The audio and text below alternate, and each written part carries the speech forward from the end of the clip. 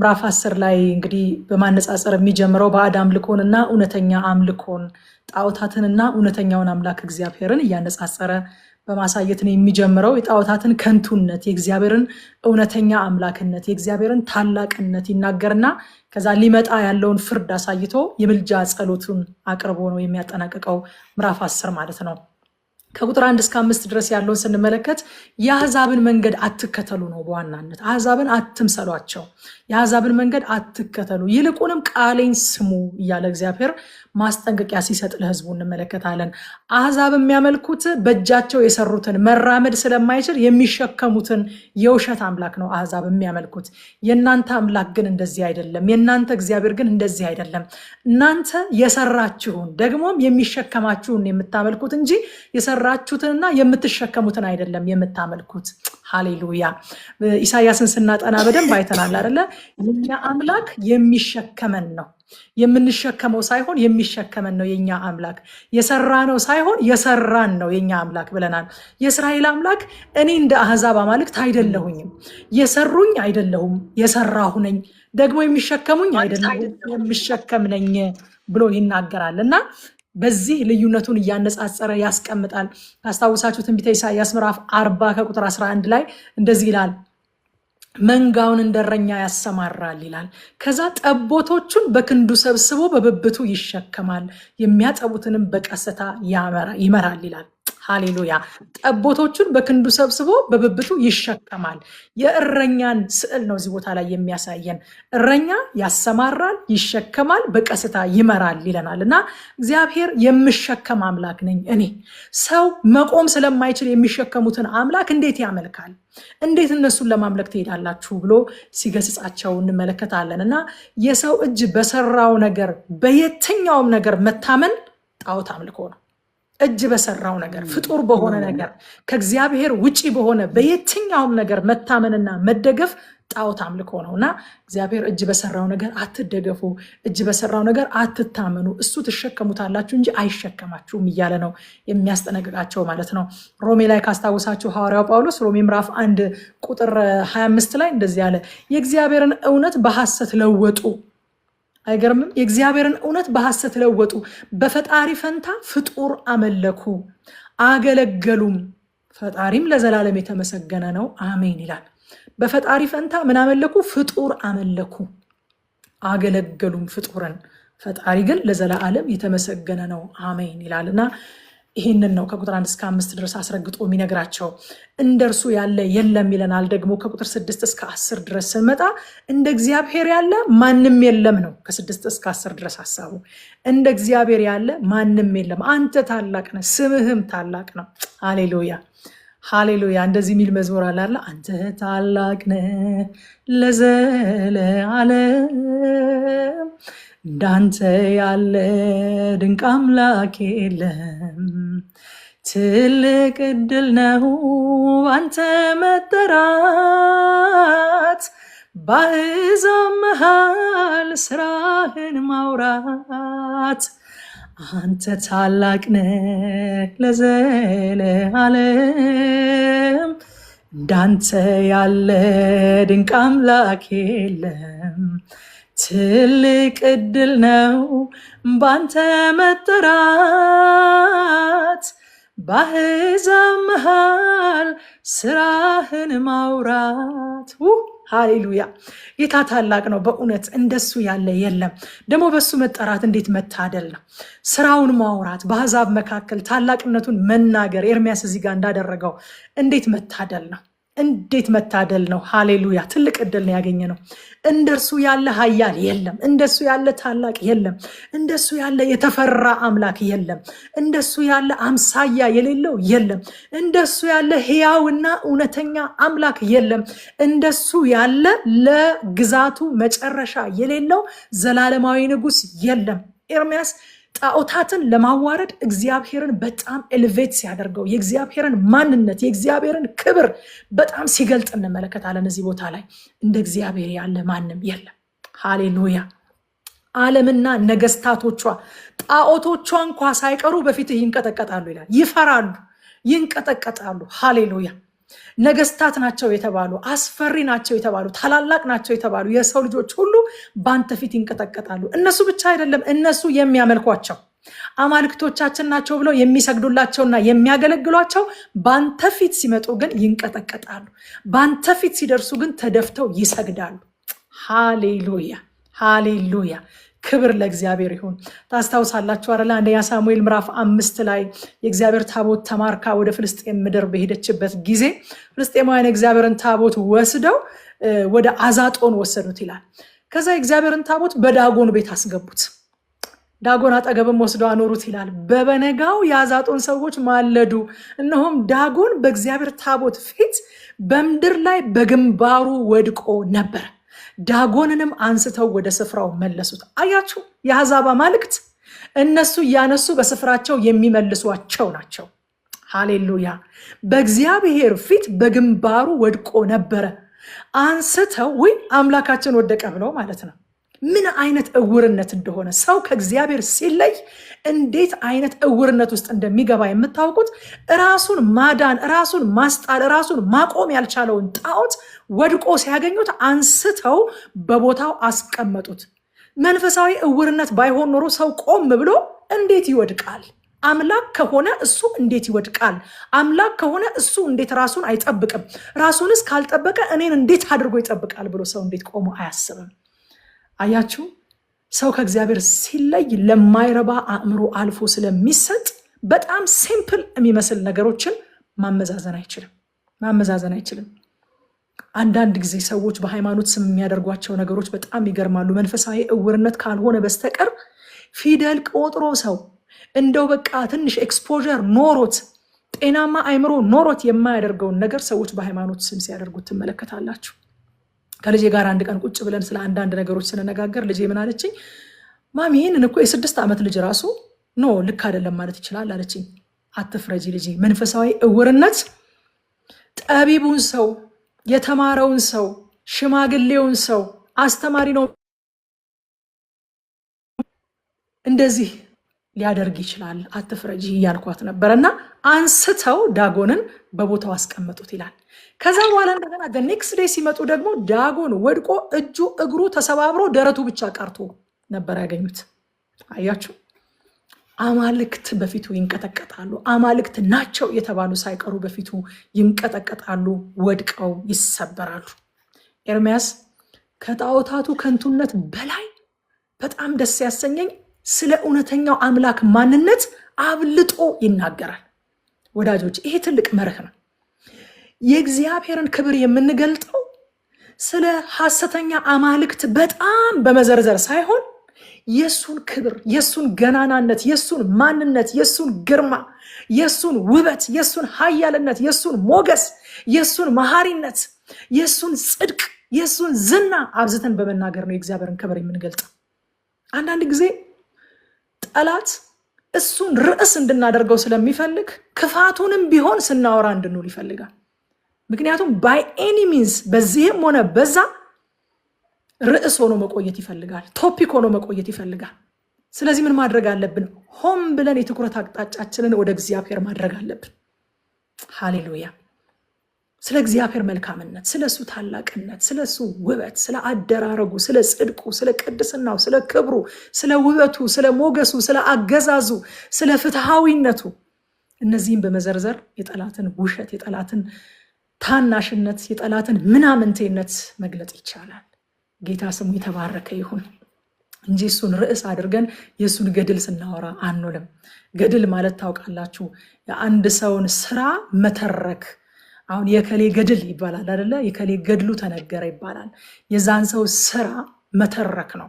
እና የጠላትን ስራ ቁጭ ብለን በተረክን ቁጥር የእሱን ገድል እያወራን እንደሆነ እወቁ። ገድሉን እያወራን ነው። እንዲህ አደረገ፣ ጠላት እንዲያደረገ፣ ጠላት እንደዚህ አድርጎ፣ ጠላት በዚህ ወጥቶ፣ ጠላት በዚህ ገብቶ። ኖ ቀኑ ሙሉ ርዕስ ሆኖ የሚውል ጠላት የለኝም። ማያልቅ ርዕስ አለኝ። ኢየሱስ ይባላል። ሃሌሉያ። የማያልቅ ርዕስ ተወርቶ ተወርቶ፣ ተሰብኮ ተሰብኮ፣ ተጨዋውተው ነው፣ ዘምረ ነው፣ ሰብከ ነው ማንጨርሰው ርዕስ አለን። ኢየሱስ ይባላል። ሃሌሉያ። እሱን እንተርካለን፣ እሱን እንዘምራለን። ጠላትን አንዘምረውም፣ ጠላትን አንሰብከውም፣ ጠላትን አንተርከውም፣ ጠላትን አንጨዋወተውም። አንጨዋወተው። ስራውን በጌታ በኢየሱስ ስም እናፈርሳለን። ወደ እግዚአብሔር እንጠጋለን፣ ዲያብሎስን እንቃወመዋለን። ወደ እግዚአብሔር በመጠጋት ዲያብሎስን እንቃወማለን፣ ስራውን እናፈርሰዋለን። ከዛ ውጭ ግን የኛ ትርክት፣ የኛ ትረካችን፣ የኛ ዝማሪያችን፣ የኛ ስብከታችን፣ የኛ ጭውውታችን ኢየሱስ ይባላል። ሃሌሉያ። የማያልቀው ርዕሳችን ኢየሱስ ይባላል። ከዛ ከቁጥር 11 እስከ 16 ጣዖታት እንደዚህ ናቸው ካለ በኋላ ከ11 እስከ 16 የያዕቆብ እድል ፈንታ ግን እንደዚህ አይደለም ይላል። ሃሌሉያ። የኔና የናንተ እድል ፈንታ ግን እንደዚህ አይደለም፣ እንደዚህ አይደለም፣ እንደነሱ አይደለም።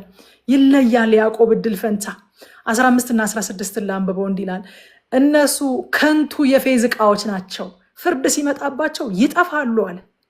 ይጠፋሉ ፍርድ ሲመጣባቸው። የያዕቆብ እድል ፈንታ የሆነው ግን እንደዚህ አይደለም። እርሱ የሁሉ ነገር ፈጣሪ ነውና እስራኤልም የርስቱ ነገድ ነው። ስሙ የሰራዊት ጌታ እግዚአብሔር ነው።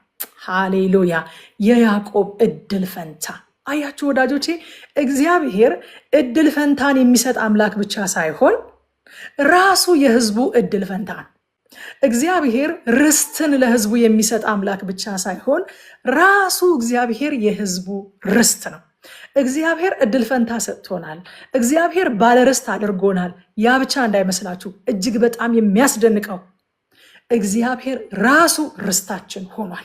እግዚአብሔር ራሱ እድል ፈንታችን ሆኗል። ሃሌሉያ። እኔ ጳውሎስ ነኝ፣ እኔ ኬፋ ነኝ ብለው የቆሮንቶስ ሰዎች ሲከራከሩ ሐዋርያው ጳውሎስ መጣና ጳውሎስ ማን ነው? ኬፋ ማን ነው? ምንድን ነው ለእናንተ የሞት አለው ከነዚህ መካከል አለ። አንዱ ተከለ፣ ሌላው አጠጣ። ሕፃንነት አይደለም ወይ እንደዚህ ብላችሁ መከራከራችሁ? ስለ እናንተ ለማገልገል የተሰጡ ስጦታዎች አይደሉም ወይ እነሱ? እነሱ የእግዚአብሔር ናቸው አለ፣ እናንተም የእግዚአብሔር ናቸው። አት ኤንድ ኦፍ ዴይ ደግሞ በጣም የሚያስደንቀው እግዚአብሔር ራሱ የእናንተ ነው ይላል። ሃሌሉያ። ዛሬ እኔ የከሌ ነኝ፣ እከሌ የኔ ነው፣ እኔ የከሌ ነኝ፣ እከሌ የኔ ነው ብለን የምንጨቃጨቅባቸው ነገሮች ሁሉ ሁላችን የእግዚአብሔር ነን። እግዚአብሔር ራሱ ደግሞ የኛ ነው። እሱ ራሱ እድል ፈንታችን ነው። ክብር ለእግዚአብሔር ይሁን። ዳዊት እንደዚህ አለ፣ መዝሙር 73 ቁጥር 26 ላይ ስጋይና ልቤ ሊደክሙ ይችላሉ አለ። ሊደክሙ ይችላሉ ስጋይና ልቤ፣ እግዚአብሔር ግን የልቤ ብርታት የዘለዓለም እድል ፈንታዬ ነው። ዳዊት ስጋና ልብህ ሲደክሙ በምንድን ነው የምትጽናናው? በምንድን ነው የምትበረታው? በምንድን ነው ተመልሰህ የምትቆመው? ከዝለት የምትወጣው በምንድን ነው? የልቤ ብርታት አንድ ነገር ነው፣ እሱም የዘለዓለም እድል ፈንታዬ እግዚአብሔር መሆኑ። ሃሌሉያ ሃሌሉያ። ጠላት የፈለገውን ነገር ሊወስድባችሁ ይችላል። ሰዎች የፈለገውን ነገር ሊቀሟችሁ ይችላሉ። እግዚአብሔርን እድል ፈንታችንን ግን ማንም ሊወስድብን፣ ማንም ሊነካብን፣ ማንም ሊቀማን አይችልም። ስለዚህ ስጋይና ልቤ ሊደክሙ ይችላሉ። እግዚአብሔር የሰጠንን እንኳን የትኛውንም ነገር፣ ዳዊት ስልጣንን ከእግዚአብሔር ነው የተቀበለው። አገዛዝን፣ አመራርን፣ ጥበብን፣ ሞገስን፣ ድልን፣ ክብርን፣ ሀብትን፣ ዝናን፣ ይህን ሁሉ ከእግዚአብሔር ነው የተቀበለው። እነዚህን ሁሉ በነካችሁብኝ ጊዜ፣ እነዚህን ሁሉ በቀማችሁኝ ጊዜ ስጋይና ልቤ ሊደክሙ ይችላሉ። ግን በአንድ ነገር እጽናናለሁ፣ እግዚአብሔር እድል ፈንታዬ ነው። እሱን ልትነኩብኝ አትችሉም፣ እሱን ልትቀሙኝ አትችሉም። ስለዚህ በዚህ እበረታለሁኝ፣ የልቤ ብርታት ይሄ ነው ይላል። መዝሙር 119:57 ላይም እግዚአብሔር እድል ፈንታዬ ነው አለና ቃልህን ለመታዘዝ ቆርጫለሁ አለ። ሃሌሉያ። እግዚአብሔር እድል ፈንታዬ ነው፣ ስለዚህ ቃልህን ለመታዘዝ ቆርጫለሁ። የኔ ስለሆንክ፣ ሃሌሉያ፣ አንተ የኔ ስለሆንክ አንተን ለመታዘዝ ቆርጫለሁኝ አለ። ቢሎንግ ከማድረግ ነው የሚጀምረው። አንተ የኔ፣ እኔ ደግሞ ያንተ ነኝ፣ ስለዚህ ልታዘዝህ ቆርጫለሁኝ ይላል። ከዛ ከቁጥር 17 እስከ 22 ድረስ ያለውን ስንመለከት ደግሞ ሊመጣ ያለውን ግዞት፣ ሊመጣባቸው ያለውን የጠላት ፍርድ ይነግራቸዋል። ደግሞ ኤርምያስ 19 ላይ እንደዚህ ያለ ኤርምያስ ስለ ስብራቴ ወዮልኛል። የሚመጣውን ቁጣ፣ የሚመጣውን መዓት፣ የሚመጣውን ግዞት፣ የባቢሎንን የሚያደቅ ክንድ ከነገራቸው በኋላ ስለ ስብራቴ ወዮልኝ አለ። ራሱ ቁስሌ የማይድን ነው፣ ግን ለራሴ እንዲያልኩት ይህ የእኔው ህመም ነው፣ ልሸከመው ይገባኛል። ይህ የማን ህመም ነው? የእኔው ህመም ነው፣ ልሸከመው ይገባኛል። አያችሁ ወዳጆቼ፣ ኤርሚያስ የሚያገለግለውን ህዝብ ችግር አብሮ የሚሸከም ስቃያቸውን አብሮ የሚሰቃይ አገልጋይ ነበር እንጂ መልእክቱን የሆነ በስራ መልክ የሚያደርስ ሙያተኛ አልነበረም። ህመማቸው ህመሜ ነው፣ ልሸከመው ይገባኛል፣ ወዮልኝ፣ ቁስሌ የማይድን ነው፣ ህመሜ ነው ይሄ፣ ልሸከመው ይገባኛል እያለ አብሮ የሚያምጥ አብሮ የሚያቃስት አብሮ የሚሰቃይ ራሱን ከህዝቡ ጋር አይደንቲፋይ የሚያደርግ በሸክም የእግዚአብሔርን ልብ ይዞ የሚያገለግል አገልጋይ ነበር እንጂ እንደ ሙያተኛ መልእክቱን ብቻ አድርሶ የሚሮጥ መልእክተኛ አልነበረም። ድሮ ትዝ ካላችሁ ጎረቤት ቡና ጥሩ እንባላለን ልጆች ሆነን አይደለ? እና ሰዎቹ መጡ አልመጡ፣ ጠጡ አልጠጡ፣ ዊ ዶንት ኬር፣ በቃ ከልባችን እራሱ አይደለንም። እማዬ እንዳለችሽ ቡና ፈልቷል እብስ ብለን ሄደናል። መጡ አልመጡ ጉዳያችን አይደለም።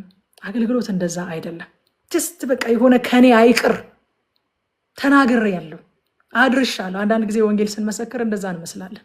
ጅስት ለህሊናችን ተናግሬ ያለው እኔ ምን አገባኝ፣ በቃ እኔ ከደሙ ንጹህ ነኝ ለማለት ያክል እንጂ ለመረዳታቸው እንዲረዱ በሚሸከም ልብ እንዲገለጥላቸው እንዲበራላቸው እሺ እንዲሉ ለዚህ ወንጌል እንዲታዘዙ ከሞት ወደ ህይወት እንዲያመልጡ በዛ አይነት ምጥ ውስጥ ሆነን ነው የምናገለግለው። ኤርሚያስ በዚህ አይነት ምጥ ውስጥ ሆኖ ነበር የሚያገለግለው። ይሄ የኔ ህመም ነው፣ ልሸከመው ይገባል፣ የህዝቤ ህመም ህመሜ ነው፣ ስቃያቸውን እሰቃያለሁኝ ብሎ ነው የሚያገለግለው። እውነተኛ አገልጋዮች፣ እውነተኛ የእግዚአብሔር ሰዎች በፍርድ ያዝናሉ እንጂ አይደሰቱም። ሰዎች ሁሉ ተመልሰው በንስሐ ተመልሰው ምህረትን እንዲቀበሉ ነው እንጂ እንዲፈረድባቸው አይወዱም። ስለዚህ ያዝናሉ። ሉቃስ ላይ ሁል ጊዜ የምናነሳው የእግዚአብሔር ቃል ክፍል አለ አይደል? ጌታ ኢየሱስ ክርስቶስ ሲቀርብም ከተማይቱን አይቶ አለቀሰላት ይላል። አለቀሰላት፣ የሚመጣባትን ፍርድ ተመልክቶ አለቀሰላት። በ70 ዓመተ ምህረት የሚሆንባትን መከራ እንዴት እንደምትፈርስ ምን አይነት ስቃይ በዛች ከተማ ላይ እንደሚወርድ አስቦ አለቀሰላት ይላል። ይሄ ነው የእግዚአብሔር ልብ። ይሄ ነው የእግዚአብሔር ልብ። ከዛ ቁጥር 21 ላይ እንደዚህ ያለ፣ እኔም እንዲህ ስል መለስኩኝ አለ፣ መሪዎችን ሞኞች ከመሆናቸው የተነሳ የእግዚአብሔርን እርዳታ አልጠየቁም። አይገርማችሁም? የእግዚአብሔርን እርዳታ አልጠየቁም። ውድቀት የደረሰባቸውና ህዝባችንም ተበትኖ የቀረው ስለዚህ ነው ይላል። እና ቁጥር 21 በጣም የሚገርም ነው። መሪዎችን ሞኞች ከመሆናቸው የተነሳ የእግዚአብሔርን እርዳታ አልጠየቁም። ውድቀት የደረሰባቸውና ህዝባችንም ተበትኖ የቀረው ስለዚህ ነው አለ። ዋው! ለምን እንደሆነ ታውቃላችሁ? ትዕቢት እርዳታን አይጠይቅም። ከእግዚአብሔር እርዳታ አለመጠየቅ የጥንካሬ ምልክት አይደለም፣ ሞኝነት ነው። ሞኞች ስለሆኑ ነው ከእግዚአብሔር እርዳታ ያልጠየቁት። ስለዚህ ነው ህዝባችን ተበትኖ የቀረው። በእነሱ ትዕቢት ምክንያት ነው ህዝባችን ተበትኖ የቀረው። ሞኞች ናቸው ብሎ ይናገራቸዋል። ከዛ ከቁጥር 23 እስከ 25 ድረስ የምልጃ ጸሎቱን እናያለን የኤርሚያስን። ቁጥር 24 ላይ እግዚአብሔር ሆይ አለ፣ ቅጣኝ፣ ብቻ በመጠኑ ይሁንልኝ፣ ፈጽሞ እንዳልጠፋ በቁጣህ አትምጣብኝ ይላል። አትቅጣኝ አልልህም፣ አባት የሚወደው ልጁን ይቀጣል። ቅጣኝ ግን ብቻ በመጠኑ ይሁንልኝ፣ ፈጽሞ እንዳልጠፋ በቁጣህ አትምጣብኝ ይላል። የእግዚአብሔር ቅጣት የአባታዊ ፍቅሩ መገለጫ እንደሆነ ኤርሚያስ ያውቃል። ቅጣኝ። የእግዚአብሔር ቅጣት ኮንደምኔሽን አይደለም፣ ኩነኔ አይደለም፣ ፍርድ አይደለም። የእግዚአብሔር ቅጣት አባታዊ ፍቅሩን የሚገልጥበት መንገድ፣ ሁለተኛ እድል የሚሰጥበት መንገድ፣ ሪፋይን የሚያደርግበት የሚያጠራበት፣ ብዙ እንድናፈራ የቅድስናው ተካፋይ እንድንሆን የሚያደርግበት መንገድ ነው። ስለዚህ አትቅጣኝ አልልህም። አባት የሚወደው ልጁን ይቀጣል። የማይቀጣው ዲቃላ ነው። አትቅጣኝ አልልህም፣ ቅጣኝ ግን በመጠኑ ይሁንልኝ ይላል። ግን በመጠኑ ይሁንልኝ፣ ፈጽሞ እንዳልጠፋ። እንደ ልጅ ለመቀጣት ፈቃደኛ የሆነ ልብ ነበረው ኤርሚያስ። እንደ ዲቃላ ቅጣትን የማይታገስ ሰው አልነበረም ኤርሚያስ። ምን እንማር ከዚህ ምዕራፍ? አንደኛ የአሕዛብን መንገድ አንከተል። የአሕዛብን መንገድ አንከተል። በተፈጠረ ነገር እግዚአብሔርም ሆነ ሰው በፈጠረው ነገር በተፈጠረ ነገር መታመንና መደገፍ የአሕዛብ መንገድ ነው። የአሕዛብ አካሄድ ነው። ጣዖት አምልኮ ነው። ስለዚህ የአሕዛብን መንገድ አንከተል። በገንዘባችን ስንመካ፣ በእውቅናችን ወይ በውበታችን ወይ በዘመዳችን ወይ በምናውቃቸው ባለስልጣኖች ባለን ኮኔክሽን ወይ ደግሞ በሆኑ በሰበሰብናቸው ዶክመንቶች ወይ በያዝነው የትምህርት ማስረጃ ኤኒቲንግ ከፈጣሪ ውጪ በሆነ በየትኛውም ነገር መታመን፣ መመካት፣ መደገፍ የአሕዛብ መንገድ ይባላል። እሱም ጣዖት አምልኮ ነው። የአሕዛብን መንገድ አንከተል። ሁለተኛ በህይወታችን ያሉ ጥቃቅን አማልክት የሚዋረዱት ታላቁንና እውነተኛውን አምላክ በተረዳነው ልክ ነው። ሃሌሉያ! ታላቁና እውነተኛው አምላክ በተገለጠልን መጠን ጥቃቅን አማልክቶች ከህይወታችን ላይ ይዋረዳሉ። ምን ማለት ነው? በልባችን ላይ ነግሰው የተቀመጡ ጣዖታት የሆኑ የተደገፍንባቸው፣ የታመንባቸው፣ የተመረኮዝናቸው፣ አይናችንን ያሳረፍንባቸው ጥቃቅን አማልክቶች ራሳችን ብንፈትሽ እኮ ቤታችን እናገኛቸዋለን። ሰዎች ሊሆኑ ይችላል፣ ፖዚሽን ሊሆን ይችላል፣ ፖሴሽን ሊሆን ይችላል። ኤኒቲንግ ከእግዚአብሔር ውጭ የታመንበት የተደገፍንበት ካውንት የምናደርገው ነገር ታላቁን አምላክ በተረዳነው ቁጥር፣ ታላቁ አምላክ በተገለጠልን ቁጥር እየተዋረዱ እያነሱ ይሄዳሉ። ስለዚህ ጣዖታትን ቤታችን ውስጥ ህይወታችን ውስጥ ያሉትን ጣዖታትን ማዋረጃው መንገድ ምን መሰላችሁ? እግዚአብሔርን ማወቅ። እግዚአብሔርን ባወቅነው ቁጥር እየቀለሉብን እያነሱብን ይመጣሉ። ወደ እግዚአብሔር በተጠጋን ቁጥር እሱ እየተለቀብን ሌሎቹ እያነሱብን ይመጣሉ። አንድ በጣም የምወደው ምሳሌ አለ። አንድ ልጅ አባቱን ቤታቸው ግቢያቸው ውስጥ ቁጭ ብለው አውሮፕላን ሲበር አየና አባቴ ይሄ አውሮፕላን ትልቅ ነው አለው። ምን ይመስልሃል አለው አባት ልጁን። አይ ብዙም ትልቅ አይመስለኝም አለ። እሺ ና አለውና ይዞት ወደ አውሮፕላን ማረፊያ ሄደ እና አውሮፕላኑ የቆመበት ቦታ ጠጋ አድርጎ ሲያሳየው በጣም ትልቅ ነው አለ ልጁ። በጣም ተደነቀ። ከዚህ በፊት ባያቸው ኤኒ የትራንስፖርት ሚንሶች መኪና ምናምን ትልቅ ናቸው ብሎ ከሚያስባቸው ነገሮች ሁሉ ተለቀበትና በጣም ተደነቀ። በጣም ትልቅ ነው አለ። እንዴት ነው ግን ቅድም እንደዛ ትንሽ ሆኖ አሁን እንደዚህ ትልቅ የሆነብኝ ሲለው አንዳንድ ነገር ስትጠጋው ይተልቃል። አያችሁ፣ የእግዚአብሔር ትልቅነት የሚገባን ስንቀርበው። ሃሌሉያ! እሱን ስንቀርበው እሱ እየተለቀ ሌሎቹ እያነሱ፣ እሱ እየተለቀ ሌሎቹ እያነሱ። ወደ አውሮፕላን ስንሄድ እኮ ወደ አውሮፕላን የሚወስደን ባስ እኮ እሱ ትልቅ ነበረ፣ ግን አውሮፕላኑ ጋር ስንደርስ ባሱ በጣም ያንሳል፣ አውሮፕላኑ በጣም ይተልቃል። ወደ እግዚአብሔር መጠጋት ልክ እንደዛ ነው። ትልቅ ነው ያልነው፣ ያስመካል ያልነው፣ በጣም የኮራንበት የታመንበት ነገር ሁሉ ወደ እሱ እየተጠጋን ስንሄድ እየቀረብን ስንሄድ እየናቀ ነው እያነሰብን ክፉም ይሁን ደግ እያነሰብን የሚሄደው እኛ ወደ እግዚአብሔር በተጠጋን ልክ ነው። ስለዚህ ጥቃቅን አማልክቶችን ማዋረጃው መንገድ ወደ ትልቁ አምላክ መጠጋት ነው ማለት ነው። መጠጋት። ሶስተኛ ስጦታውን ከሰጪው አናስበልጥ። ዋናው እድል ፈንታችን፣ ዋናው ርስታችን ራሱ እግዚአብሔር ነው። ሃሌሉያ! የማይነቀነቅ የማይነካ፣ ማንም ሊነጥቀን፣ ማንም ሊወስድብን፣ ማንም ሊቆርስብን፣ ማንም ሊገፋብን የማይችል ርስታችን ራሱ እግዚአብሔር ነው። ሃሌሉያ! ስለዚህ ስጦታውን ከሰጪው አናስበልጥ። ራሱን ሰጥቶናል። አራተኛ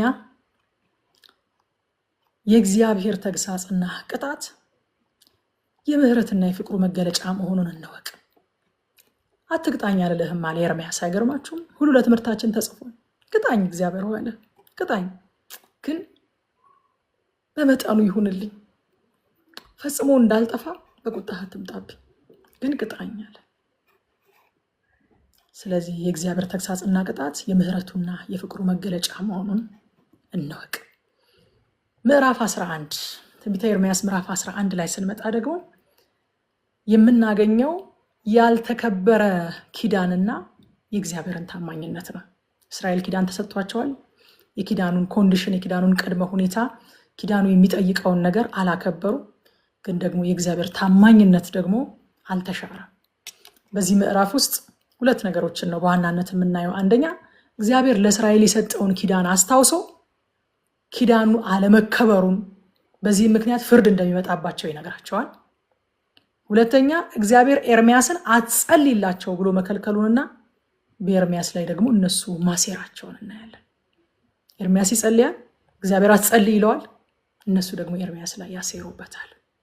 እነዚህን ሀሳቦች ነው እናገኘው በዚህ ምዕራፍ ላይ። ከቁጥር 1 እስከ 8 ድረስ የኪዳኑን ቃል ስማ ይለዋል ኤርሚያስን። ስማ ያስታውሰዋል፣ ሪፍሬሽ ያደርግለትና አንተ ብቻ ሳትሆን ደግሞ ለእነሱም ንገራቸው፣ ይስሙ የኪዳኑን ቃል እስኪ ሪፍሬሽ አድርግላቸው ይለዋል። ለእሱም ያሰማል፣ ለእነሱም ንገራቸው ይለዋል። 3 ነገሮች ናቸው በዋናነት ኪዳን ውስጥ የምናገኛቸው። አንደኛ ትእዛዜን ወይንም ቃሌን ጠብቁ የሚል ነው። ከዛስ አምላክ እሆናችኋለሁኝ የሚል ነው። 3ኛው ህዝብ ትሆኑኛላችሁ። ታትሴት ትእዛዜን ጠብቁ፣ አምላክ እሆናችኋለሁ፣ ህዝብ ትሆኑኛላችሁ። ቁጥር 4 ላይ ስናነብ ይህ ቃል ኪዳን ይላል እንደ ጋለ ምድጃ ከሆነችባቸው አገር ከግብፅ ባወጣኋቸው ጊዜ ለቀድሞ አባቶቻችሁ የሰጠሁት ነው። ለእኔ እንዲታዘዙና እኔ የምላቸውን ሁሉ እንዲፈጽሙ ነገርኳቸው። የሚታዘዙኝም ከሆነ እነርሱ ህዝቤ እንደሚሆኑና እኔም አምላካቸው እንደመሆን ገለጥኩላቸው ይላል። ዋው! እዚህ ጋር እግዚአብሔር በጣም ይገርመኛል አገላለጡ። ከግብፅ ባወጣኋቸው ጊዜ አይደለም የሚለው፣ እንደ ጋለ ምድጃ ከሆነችባቸው ሀገር ከግብፅ ባወጣኋቸው ጊዜ፣ በወጡ ጊዜ የነበሩበትን ሁኔታ ይነግራቸዋል። እንደ ጋለ ምድጃ ሆናባችሁ ነበረ ግብፅ። እኔ ላወጣችሁ ስመጣ ይህን ኪዳን ስሰጣችሁ፣ ይህን ኪዳን ስገባላችሁ፣ ከእናንተ ጋር ይህን ኪዳን ሳደርግ ግብፅ እንደ ጋለ ምድጃ ሆናባቸው ነበር አባቶቻችሁ ላይ። ከእግዚአብሔር ኪዳን ሲቀበሉ የነበሩበትን ሁኔታ ያስታውሳቸዋል። እንደ ጋለ ምድጃ ሆናባቸው ነበረ ግብፅ። ወገኖች ይህን ክፍል እያነበብኩኝ በእውነት ሁላችን እግዚአብሔር ሲያገኘን የነበርንበትን ሁኔታ ማሰብ እንዴት የሚያነቃ ነገር ነው! እንዴት ጠቃሚ ነገር ነው! የት ነበረ እግዚአብሔር ያገኘን? በምን አይነት ሁኔታ ነበርን እግዚአብሔር ሲያገኘን? ወዳጆች ጴጥሮስ እንደዚህ ይላል፣ ያለፈ ኃጢአቱን መንጻት የሚረሳ ሰው እውር ነው ይላል። እውር ነው ያለፈ ኃጢአቱን መንጻት የሚረሳ ሰው፣ እግዚአብሔር ከየት እንዳነሳው የሚረሳ ሰው፣ ሲጠራ በምን አይነት ሁኔታ ውስጥ እንደነበረ የሚረሳ ሰው፣ ኪዳን ሲቀበል በምን አይነት ሁኔታ ውስጥ እንደነበረ የሚረሳ ሰው እንደ እውር ሰው ነው ይላል። ሮሜ ምዕራፍ 5 ላይ ደካሞች ሳለን ይላል፣ ኃጢአተኞች ሳለን፣ ሙታን ሳለን፣ የእግዚአብሔር ጠላቶች ሳለን ነው እግዚአብሔር ኪዳን የገባልን። ሃሌሉያ ሃሌሉያ! አምሮብን ተስተካክለን በጣም መንፈሳዊ ሆነን በጣም በጽድቅና በቅድስና አይለን አይደለም እግዚአብሔር ያገኘን። ልክ እስራኤላውያንን የግብፅ ምድር እንደ ጋለ ምድጃ በሆነችባቸው ሰዓት እንዳገኛቸው ያንዳንዳችንን ደግሞ የሚያመሳስለን ነገር ልንገራችሁ። አንዳንዶቻችሁን በድህነት፣ አንዳንዶቻችሁን በብልጽግና፣ አንዳንዶቻችሁን በብዙ ሰው መካከል፣ አንዳንዶቻችሁን በብቸኝነት፣ አንዳንዶቻችሁን በህመም፣ አንዳንዶቻችሁን በጤንነት አግኝቷችሁ ሊሆን ይችላል። እግዚአብሔር የሁላችን ተመሳሳይ ላይሆን ይችላል። ግን በጣም ተመሳሳይ የሆነውን የተገኘንበትን ኮንዲሽን ሮሜ ምዕራፍ 5 ላይ ያለው ልንገራችሁ።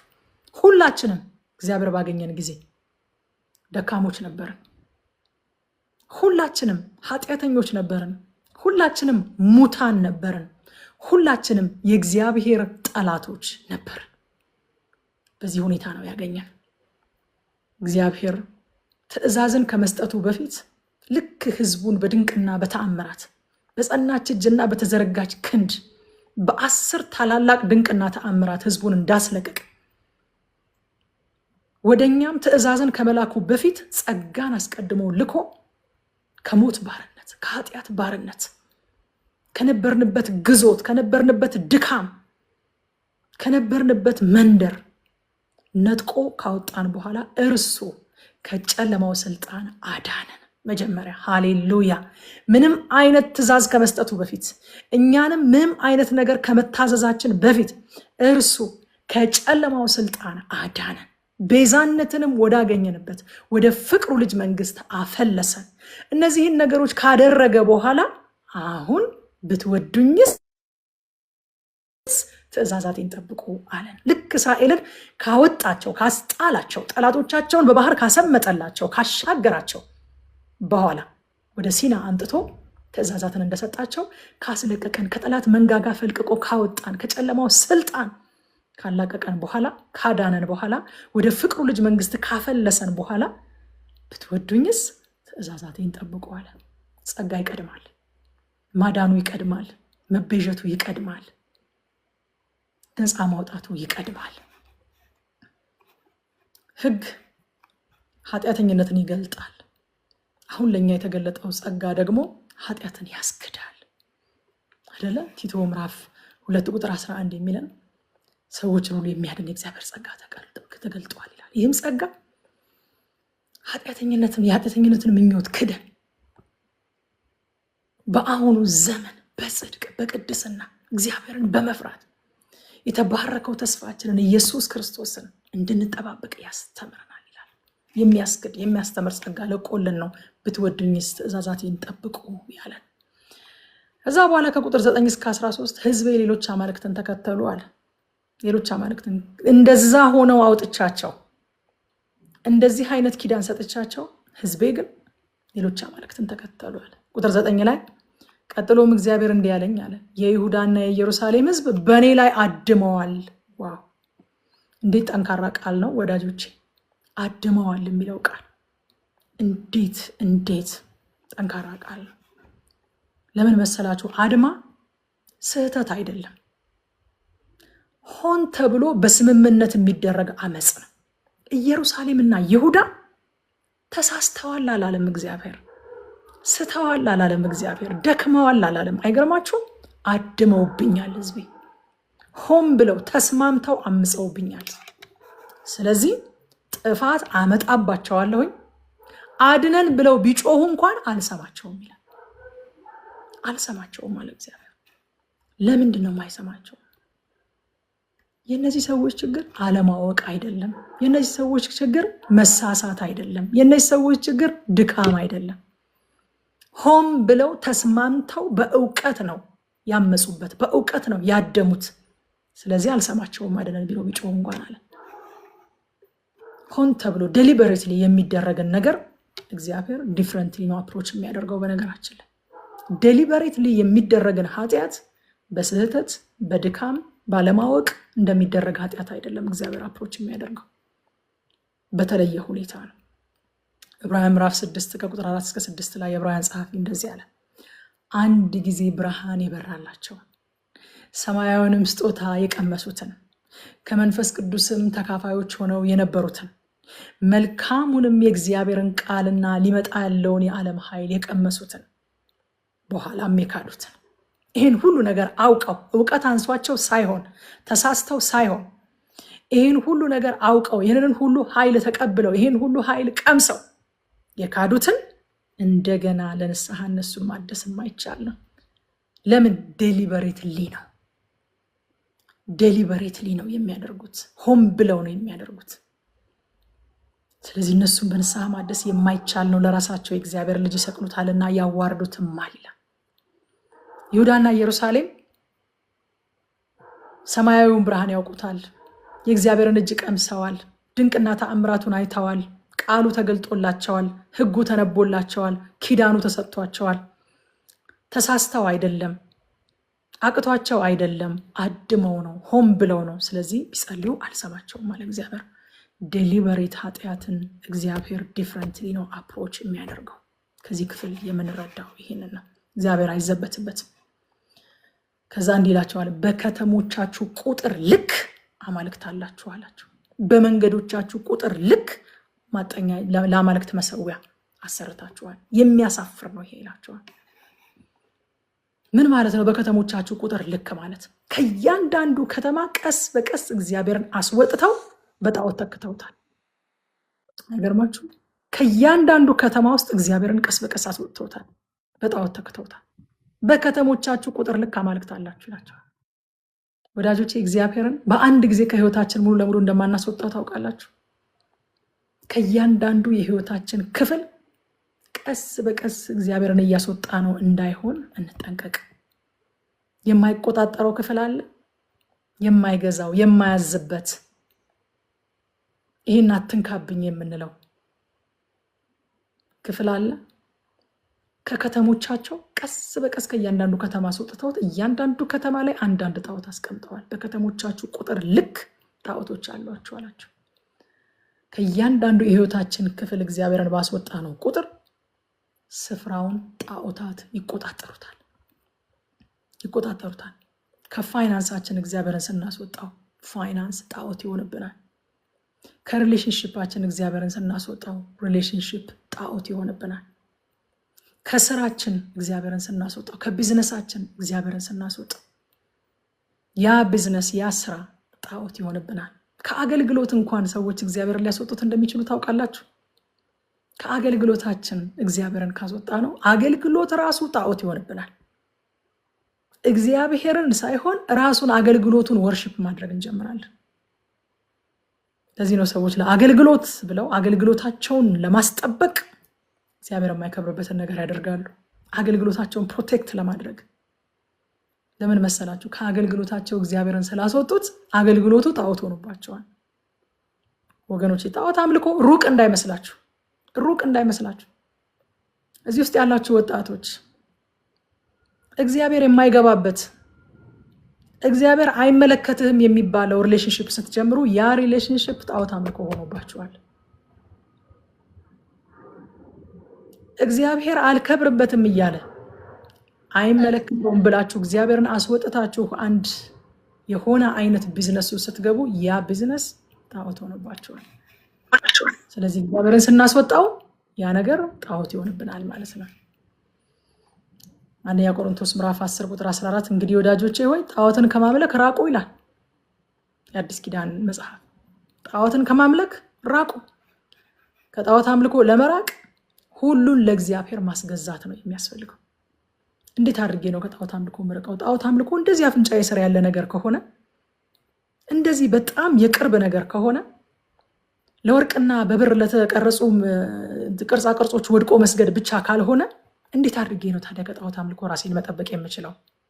ሁሉን ለእግዚአብሔር በማስገዛት እግዚአብሔር የማይገዛው የህይወታችን ክፍል እንዳይኖር በማድረግ በእግዚአብሔር ቃል ገቨርን የማይደረግ በእግዚአብሔር ቃል ኢቫሉዌት የማይደረግ በእግዚአብሔር ቃል የማይፈተሽ የህይወት ክፍል እንዳይኖረን በማድረግ ከጣዖት አምልኮ መሸሽ፣ ከጣዖት አምልኮ መጠበቅ እንችላለን። ቆላስያስ ላይ ሌላ ጣዖት አምልኮ ያሳየናል ሐዋርያው ጳውሎስ ቆላስያስ ምዕራፍ 3 ቁጥር 5 ላይ ስለዚህ በእናንተ የሚገኙትን የምድራዊ ህይወት ምኞቶች ሁሉ ግደሉ፣ እነርሱም ዝሙት፣ ርኩሰት፣ ፍትወት፣ ክፉ ምኞት አለና ጣዖት ማምለክ የሆነ መጎምጀት። ዋው! ለካ ለተቀረጸ ምስል መስገድ ብቻ አይደለም ጣዖት አምልኮ። እኔ ይህን ክፍል ቆላስያስን ስናጠና ከነረቁ ጋር በጣም ነው ሾክ ያደረገኝ። ይህንን ክፍል እንደዚህ አንብቤው አላውቅም ነበረ። መጎምጀት ጣዖት አምልኮ ነው ወዳጆች። ጣዖት አምልኮ የሆነ መጎምጀት አለ። ግደሉት። ጣዖት አምልኮ የሆነ መጎምጀት። ብዙዎቻችን ወገኖች ለገባንባቸው ወጥመዶች መንገድ የከፈተው መጎምጀታችን። መጎምጀት በቃ ልክ የሆነ አንድን እንስሳ ለማጥመድ የሚወደውን ምግብ አስቀምጠው አስጎምጅተው እንደሚያጠምዱት ማለት ነው። የብዙዎቻችን ህይወት የተጠመደው፣ የብዙዎቻችን ህይወት በጣዖት አምልኮ አይነት ነገር የተያዘው ከመጎምጀታችን የተነሳ ነው።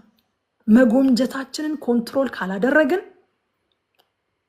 ለጣዖት አምልኮ ታልፈን መሰጠታችን የማይቀር ነገር ነው።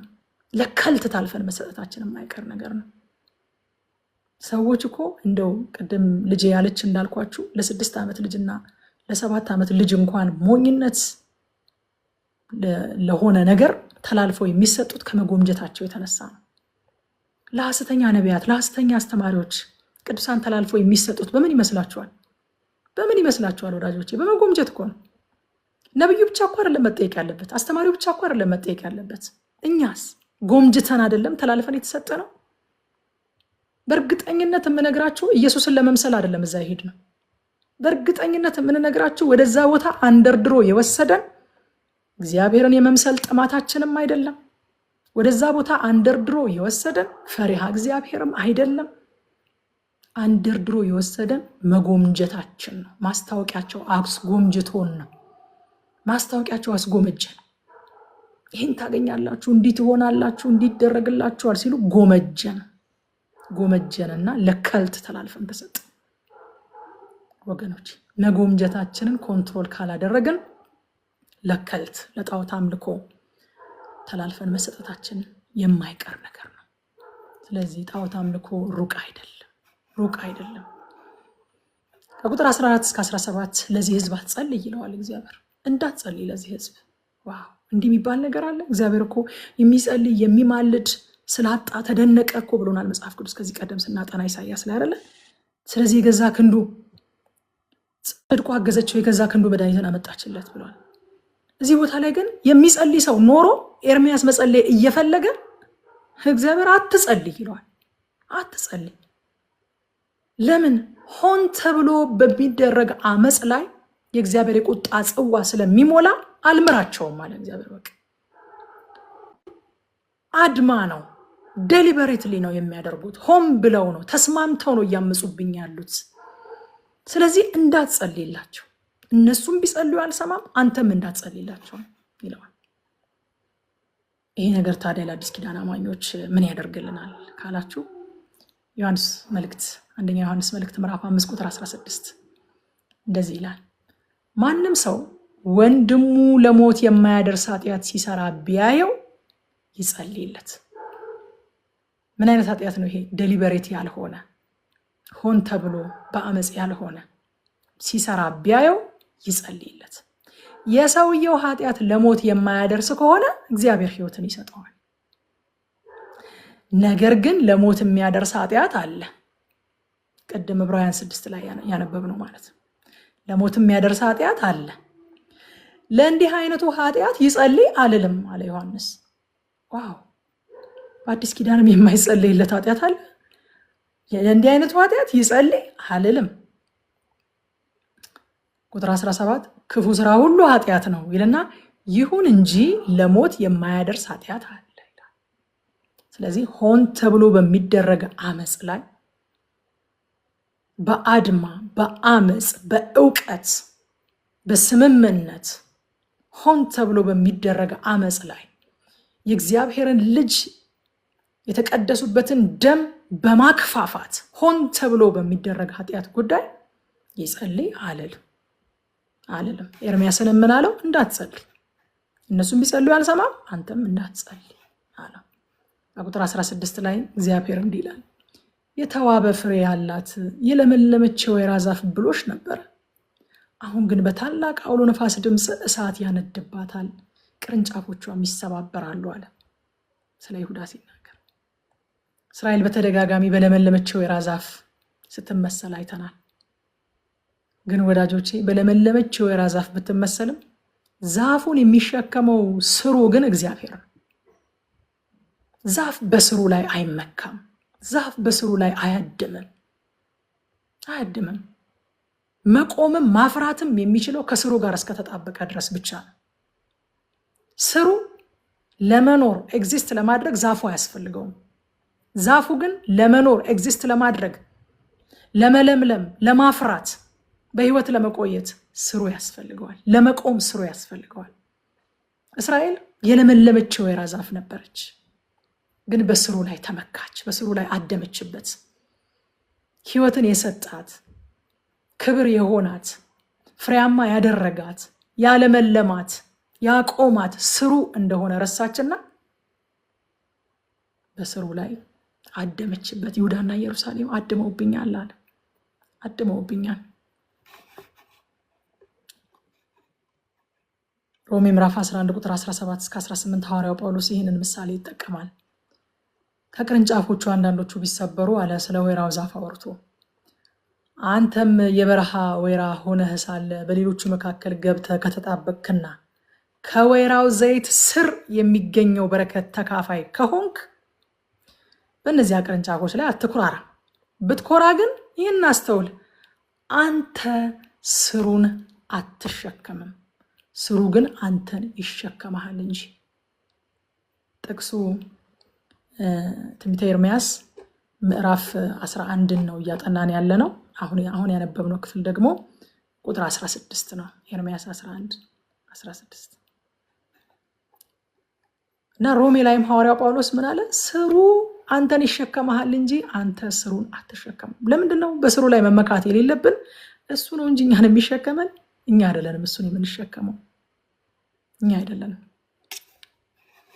እዛ በኋላ ከቁጥር 18 እስከ 23 ድረስ ኤርሚያስ ላይ የተደረገውን ሴራ እናያለን። እና ኤርሚያስ አንድ በጣም የሚገርም ፕሮፌቲክ የሆነ ቃል ይናገራል። እኔም አለ ለመታረድ እንደሚነዳ ጠቦት ነበርኩ። ለመታረድ እንደሚነዳ ጠቦት ነበርኩ። ኤርሚያስ የክርስቶስ ጥላ መሆኑ በግልጽ ከታየባቸው ክፍሎች አንዱ ይሄ ክፍል ነው። ለመታረድ እንደሚነዳ ጠቦት ሆንኩኛል። በምን ነው ኤርሚያስ የክርስቶስ ጥላ የሆነ?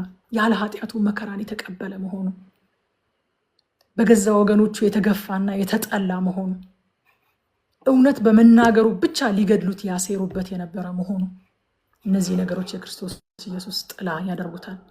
ኢሳይያስ 53:7 ላይ እንደምታስታውሱት እንደዚህ ይላል፣ ተጨነቀ፣ ተሰቃየ፣ ነገር ግን አፉን አልከፈተም ብሎ እንደ ጠቦትም ለእርድ ተነዳ፣ በሸላቾች ፊት ዝም እንደሚል በግ አፉን አልከፈተም ይላል።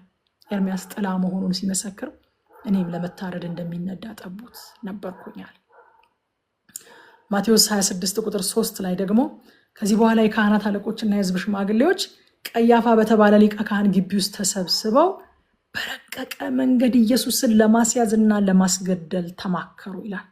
ኤርሚያስ የኢየሱስ ክርስቶስ ጥላ ነበረ። ጠላቶቹ ሊያስገድሉት በረቀቀ መንገድ ተንኮል እየፈለጉ ይመክሩ ነበረ፣ ያሴሩ ነበረ። ይሄ በክርስቶስ ኢየሱስ ላይ ሊሆን ያለውን ነገር እንደ ጥላ ሆኖ የሚያሳይ ክፍል ነው።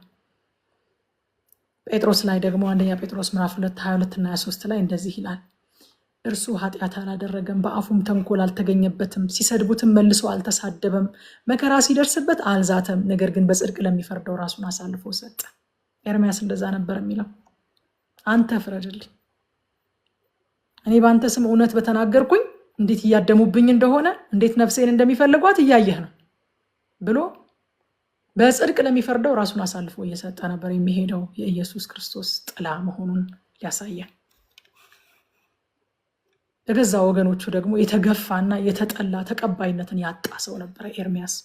ጌታ ኢየሱስ ክርስቶስን በማርቆስ ወንጌል ምዕራፍ 6:4 ላይ እንደዚህ ይላል፣ ኢየሱስም አለ ነቢይ የማይከበረው በገዛ አገሩ በዘመዶቹ መካከልና በቤተሰቡ ዘንድ ብቻ ነው። የአናቶት ሰዎች ነበሩ ኤርሚያስን ሊገሉት የሚፈልጉት። በነገራችን ላይ የራሱ ከተማ ሰዎች ሊገሉት ይፈልጉ ነበረ። ጌታ ኢየሱስ ክርስቶስም ናዝሬት ሄዶ በፍጹም በቃ የገዛ ወገኖቹ ሊቀበሉት አልቻሉ።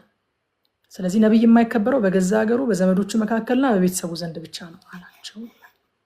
ምን እንማር ከዚህ ምዕራፍ? አንደኛ ወዳጆቼ ስንጠራ የነበርንበትን ሁኔታ አንርሳ። የግብፅ ምድር እንደ እሳት ምድጃ ሆኖብሽ እያለ ሊሊ ዘምረዋለች።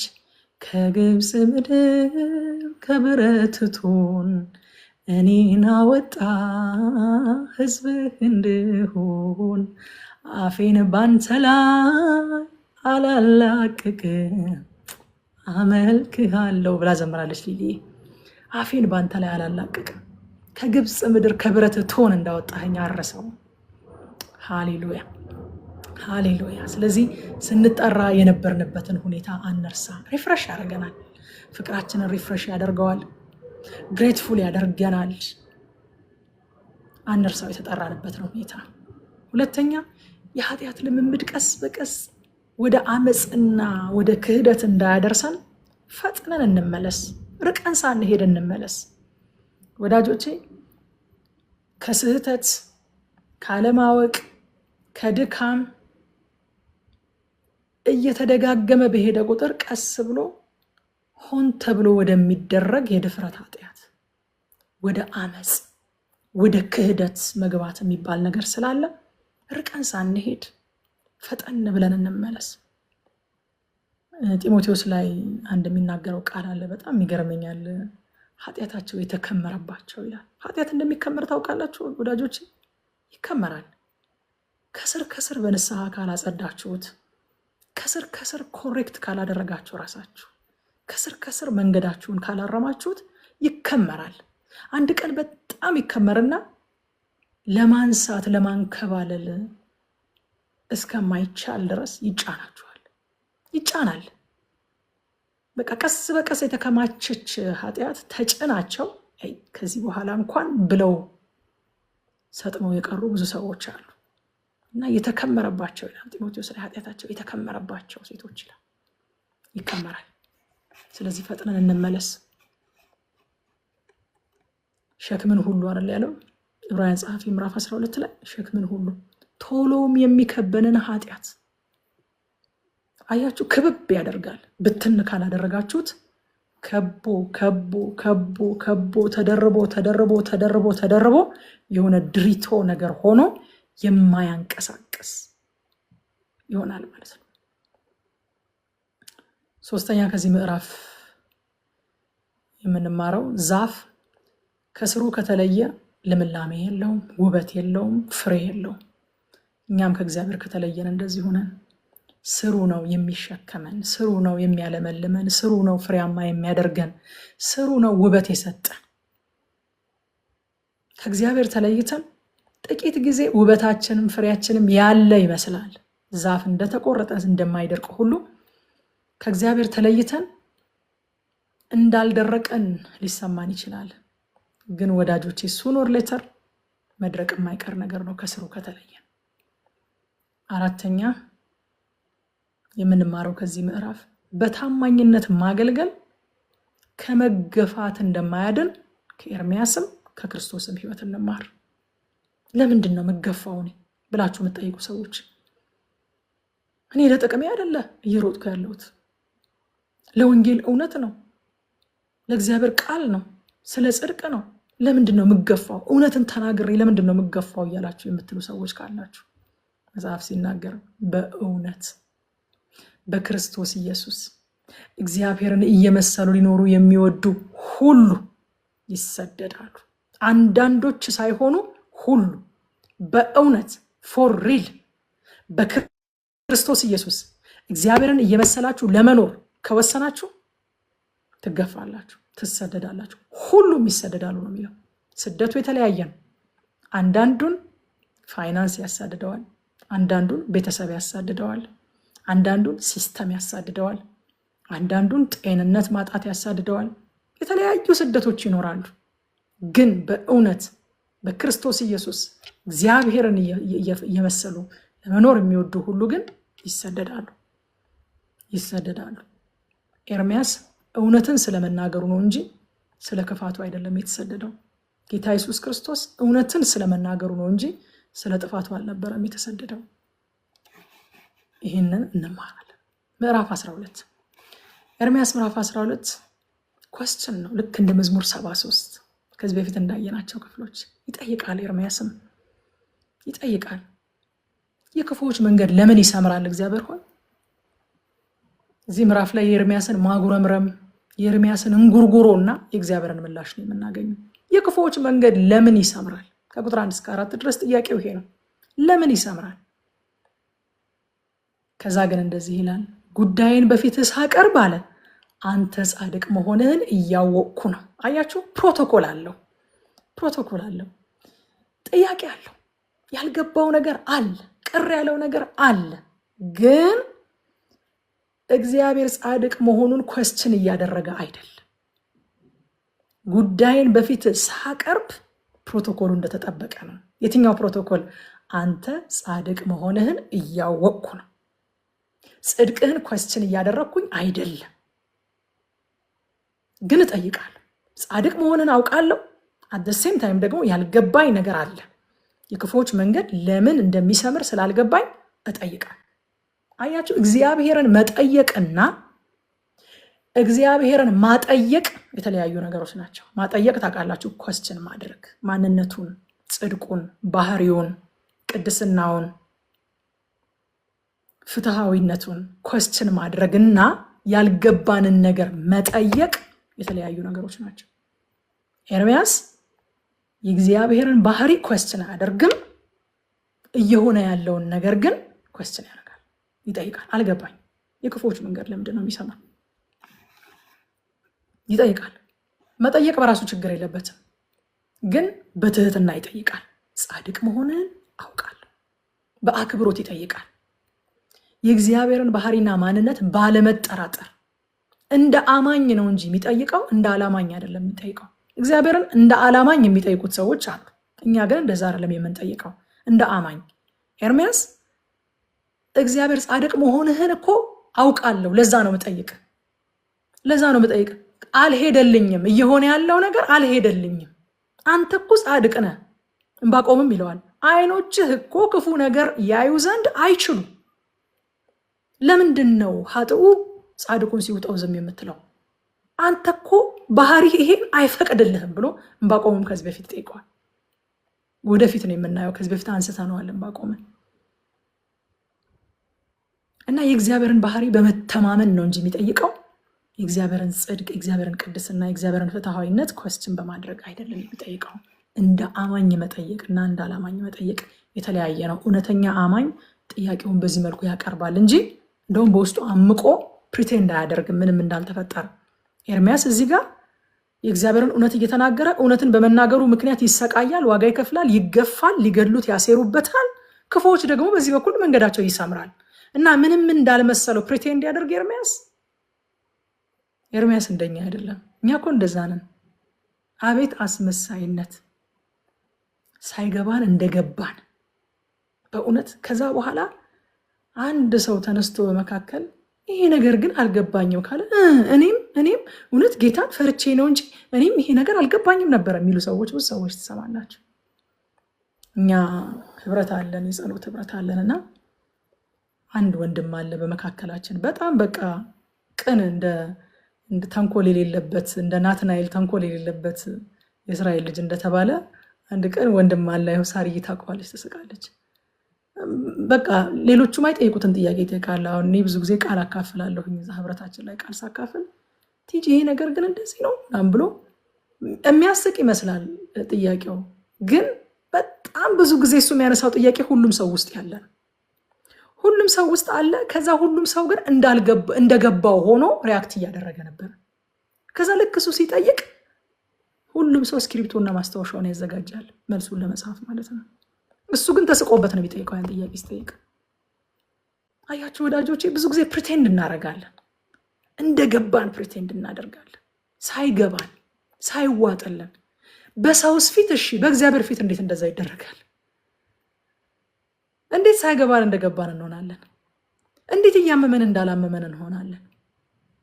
እንዴት ተጨንቀን እንዳልተጨነቀን እንሆናለን? በእግዚአብሔር ፊት ፈርተን እንዳልፈራን፣ ከብዶን እንዳልከበደን እንዴት እንሆናለን? ወዳጆቼ፣ ልብና ኩላሊትን በሚመረምረው ጌታ ፊት እንዴት አድርገን ማስመሰል እንችላለን? ኢዮብ እግዚአብሔርን ጠይቋል። ዳዊት እግዚአብሔርን ጠይቋል። ለምንድን ነው ዳር ቆመህ የምታየኝ? ለምንድን ነው የማታድነኝ ብሎታል ዳዊት። ጠይቆታል። ዕንባቆምን ነግራችኋለሁ። አንተ እኮ ከባህሪ ጋር እኮ አይሄድም። ይሄ ክፉ ነገርን ያዩ ዘንድ እኮ አይኖችህ በጣም ንጹሐን ናቸው። ዩር ቱ ሆሊ። እነዚህን ነገሮች አይቶ ዝም ለማለት ዩር ቱ ሆሊ ብሎ ጠይቋል ዕንባቆም። ሌሎችም የእግዚአብሔር ሰዎች እውነተኛ ጥያቄያቸውን በዚህ መልኩ አቀረቡ እንጂ ሳይገባቸው እንደገባቸው አላስመሰሉ። ወዳጆቼ፣ በእግዚአብሔር ፊት አናስመስል። በቃ አንዱ ደስታችንን የሰረቀን እሱ ነው። አናስመስል በእግዚአብሔር ፊት። አሳፍ እንደውም ወደ መቅደሱ እስከገባ ድረስ በክፎች መቅናት ሁሉ ጀምሬ ነበራል። ልሰናከል እንደውም ጥቂት ቀረኛል። በቃ ህይወት ማለት የነሱ ነው ልል ጥቂት ነበር ይቀረኛል። ካህን ነው፣ ነቢይ ነው፣ ዘማሪ ነው፣ አሳፍ አምልኮ መሪ ነው። ግን አልገባኝም አለ። በቃ አልገባኝም። እኔ እጄን በከንቱ ነው እንዲያጠብኩት። ክፉዎች እንደዚህ ሲፈነድቁ፣ ሲቦርቁ፣ ሲለመልሙ ሳያቸው አልገባኝም። በቃ በእነሱ ለመቀናት ጥቂት ቀርቶ ይነበራል። ይጠይቃሉ። የእግዚአብሔር ሰዎች ያልገባቸውን ነገር ይጠይቃሉ። ሐዋርያው ጳውሎስ ሮሜ ምዕራፍ 8 ቁጥር 18 ላይ እንደዚህ ብሎ ነገረን። በአሁኑ ዘመን ስቃይ የለብንም አላለም። የአሁኑ ዘመን ስቃያችን ወደፊት ሊገለጥ ካለው ለኛ ከተጠበቀልን ክብር ጋር ሲነጻጸር ምንም እንዳይደለ እቆጥራለሁ። ሃሌሉያ! አያችሁ፣ ለሚመጡብን ጥያቄዎች፣ በፊታችን ለተደረደሩ ጥያቄዎች መልሱ የሚመጣው ክብር አይነጻጸርም። ሃሌሉያ። ስቃይ የለም አላለም ሐዋርያው ጳውሎስ። ስቃይ የለም አላለም ወገኖቼ። በእነ ሐዋርያው ጳውሎስ ዘመን የነበረው ስቃይ እኛ ዛሬ ስቃይ ብለን ከምናወራቸው ስቃዮች በጣም የራቀ በጣም የራቀ። በኤፌሶን እንደ ሰው እኔ ሰው ሆኜ ከአንበሳ ጋር ታገልኩኝ ይላል እኮ። ከእናንተ መካከል ከአንበሳ ጋር የታገለ ሰው ያለ አይመስለኝም። ስለ ወንጌል ከአንበሳ ጋር ፋይት እንዲያደርግ አንበሶች ያሉበት ፋይት የሚያደርጉበት ቦታ ላይ ከአንበሳ ጋር እንዲጋጠም እየተወረወረ እኮ ነው።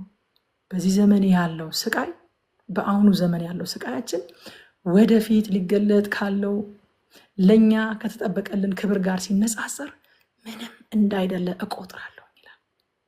ሁለተኛ ቆሮንቶስ 4:17 ላይ ደግሞ ምክንያቱም ማለት ቀላልና ጊዜያዊ ወይ ጉድ እኛ እኮ ታክሲ ተራ ተሰልፈን ዝናብ ከመታን ወይ ደግሞ ታክሲ ካላገኘን እኮ ቀላልና ጊዜያዊ አይመስለንም። ችግሩ ዘላለማዊ ነው የሚመስለን። ይሄ ሰው እኮ ቀላልና ጊዜያዊ የሚለው በሰዓቱ የሮም መንግስት ኔሮ የሚያደርስባቸው የነበረውን ያንን በጣም ክሩል የሆነ ሰውን ከአንበሳ ጋር ፋይት እንዲያደርግ የማድረግ አይነት ስቃይና መከራ በዛ ሁሉ ስቃይ ውስጥ እያለፈ ከሚመጣው ክብር ጋር አነጻጸረውና ምን አለ? ቀላልና ጊዜያዊ ነው አለ።